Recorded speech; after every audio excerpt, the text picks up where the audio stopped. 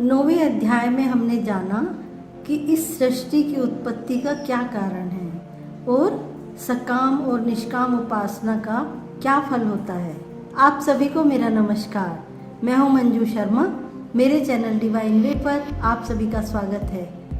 Video को अंत तक जरूर देखिए जिससे कि आपको पता चल सके कि आज के अध्याय में भगवान ने क्या कहा है।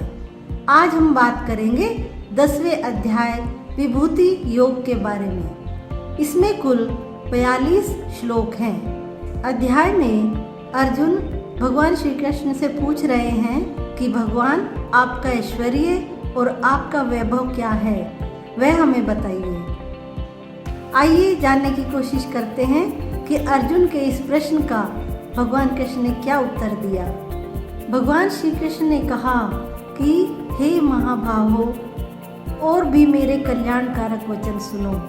तुम पर मेरी अत्यंत प्रीति है, इसलिए तुम्हारे कल्याण के लिए कहता हूँ। मेरी उत्पत्ति का हाल न तो देवगण जानते हैं और न महर्षि लोग। मैं ही देवों और महर्षियों का आदि कारण हूँ। जो मनुष्य मुझे जन्म मृत्यु रहित, आदि अंत रहित और सभी लोकों का महान ईश्वरीय रूप को जान जाता है, वह मृत्यु को प्राप्त होने वाला मनुष्य मोह से मुक्त होकर सभी पापों से मुक्त हो जाता है। संशय को मिटाने वाली बुद्धि, मोह से मुक्ति दिलाने वाला ज्ञान, क्षमा भाव, सत्य का आचरण, इंद्रियों का नियंत्रण, मन की स्थिरता, दुख सुख की अनुभूति, जन्म मृत्यु का कारण, भय अभय की चिंता, अहिंसा का भाव, समानता भाव, संतुष्ट होने का स्वभाव, तपस्या की शक्ति, दानशीलता का भाव और यश अपयश की प्राप्ति में जो भी कारण होते हैं, यह सभी मनुष्यों के अनेकों प्रकार के भाव मुझसे ही उत्पन्न होते हैं। सातों महान ऋषि और उनसे भी पहले उत्पन्न होने वाले चारों सनकादि कुमारों तथा स्वयंभू मनु आदि, वह सभी मेरे मन की इच्छा शक्ति से उत्पन्न हुए हैं। संसार के सभी लोगों के समस्त जीव इन्हीं की ही संतानें हैं। जो मनुष्य मेरी इस विशेष ऐश्वर्यपूर्ण योग शक्ति को तत्व सहित जानता है, वह स्थिर मन से मेरी भक्ति में स्थित हो जाता है। इसमें किसी भी प्रकार का संदेह नहीं है।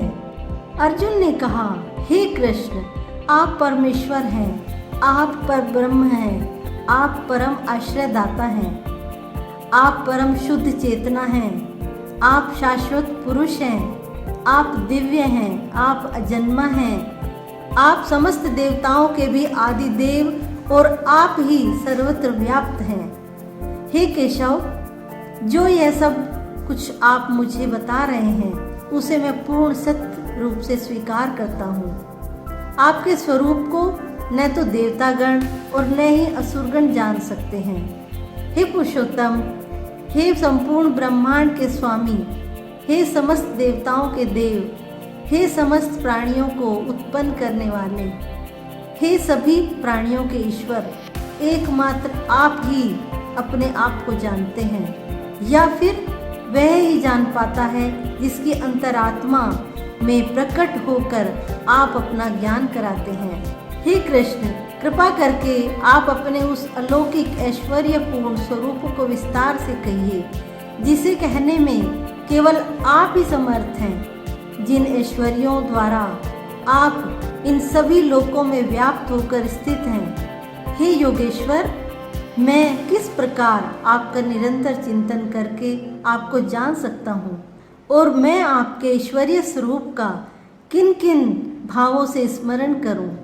हे जनार्दन, अपनी योग शक्ति और अपने ऐश्वर्यपूर्ण रूपों को फिर भी विस्तार से कहिए, क्योंकि आपके अमृत स्वरूप वचनों को सुनते हुए भी मेरी तृप्ति नहीं हो रही है। श्री भगवान ने कहा, हे कुरुश्रेष्ठ, हाँ, अब मैं तेरे लिए अपने मुख्य अलौकिक ऐश्वर्यपूर्ण रूपों को कहूँगा। क्योंकि मेरे विस्तार की तो कोई सीमा नहीं है। हे अर्जुन, मैं समस्त प्राणियों के हृदय में स्थित आत्मा हूँ और मैं ही सभी प्राणियों की उत्पत्ति का, मैं ही सभी प्राणियों के जीवन का और मैं ही सभी प्राणियों की मृत्यु का कारण हूँ। मैं सभी आदित्यों में विष्णु हूँ। मैं सभी ज्योतियों में प्रकाशमान सूर्य हूँ। मैं सभी मरुतों में मरीचि नामक वायु हूँ और मैं ही सभी नक्षत्रों में चंद्रमा हूँ। मैं सभी वेदों में सामवेद हूँ। मैं सभी देवताओं में स्वर्ग का राजा इंद्र हूँ। सभी इंद्रियों में मन हूँ और सभी प्राणियों में चेतना स्वरूप जीवन शक्ति हूँ। मैं सभी रुद्रों में शिव हूँ। मैं यक्षों तथा राक्षसों में धन का स्वामी कुबेर हूँ। मैं सभी वसुओं में अग्नि हूँ। मैं ही सभी शिखरों में मेरु हूँ। हे पार्थ, सभी पुरोहितों में मुख्य बृहस्पति मुझे ही समझ। मैं सभी सेना नायकों में कार्तिकेय हूँ और मैं ही सभी जलाशयों में समुद्र हूँ। मैं महर्षियों में भृगु हूँ। मैं सभी वाणी में एक अक्षर हूँ। मैं सभी प्रकार के यज्ञों में जप यज्ञ हूँ और मैं ही सभी अचल रहने वालों में हिमालय हूँ। मैं सभी वृक्षों में पीपल हूँ। मैं सभी देव ऋषियों में नारद हूँ। मैं सभी गंधर्वों में चित्ररथ हूँ और मैं ही सभी सिद्ध पुरुषों में कपिल मुनि हूँ। समस्त घोड़ों में समुद्र मंथन से अमृत के साथ उत्पन्न उच्च श्रवा घोड़ा मुझे ही समझ। मैं सभी हाथियों में ऐरावत हूँ और मैं ही सभी मनुष्यों में राजा हूँ। मैं सभी हथियारों में वज्र हूँ। मैं सभी गायों में सुरभि हूँ। मैं धर्म अनुसार संतान उत्पत्ति का कारण, रूप प्रेम का देवता कामदेव हूँ और मैं ही सभी सर्पों में वासुकी हूँ। मैं सभी नागों में शेषनाग हूँ। मैं समस्त जलचरों में वरुण देव हूँ। मैं सभी पितरों में अयरमा हूँ और मैं ही सभी नियमों को पालन करने वालों में यमराज हूँ। मैं सभी असुरों में भक्त प्रहलाद हूँ। मैं सभी गिनती करने वालों में समय हूँ। मैं सभी पशुओं में सिंह हूँ और मैं ही पक्षियों में गरुड़ हूँ।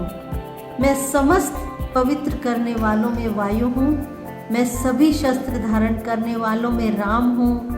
मैं सभी मछलियों में मगर हूँ और मैं ही समस्त नदियों में गंगा हूँ। हे अर्जुन, मैं ही समस्त सृष्टियों का आदि, मध्य और अंत हूँ।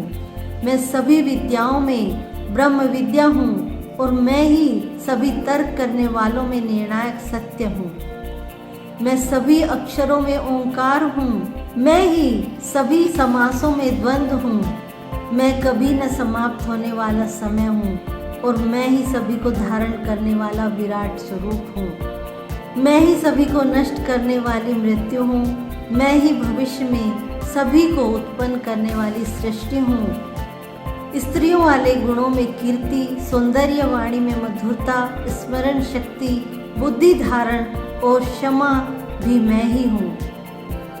मैं सामदेव की गाने वाली श्रुतियों में वृहत साम हूँ। मैं छंदों में गायत्री छंद हूँ। मैं महीनों में मार्गशीर्ष और मैं ही ऋतुओं में वसंत हूँ। मैं छलने वालों का जुआ हूँ। मैं तेजस्वियों का तेज हूँ। मैं जीतने वालों की विजय हूँ। मैं व्यवसायियों का निश्चय हूँ और मैं ही सत्य बोलने वालों का सत्य हूँ। मैं वृणिवंशियों में वासुदेव हूँ। मैं ही पांडवों में अर्जुन हूँ। मैं मुनियों में वेदव्यास हूँ और मैं ही कवियों में शुक्राचार्य हूँ। मैं दमन करने वालों का दंड हूँ। मैं विजय की कामना वालों की नीति हूँ।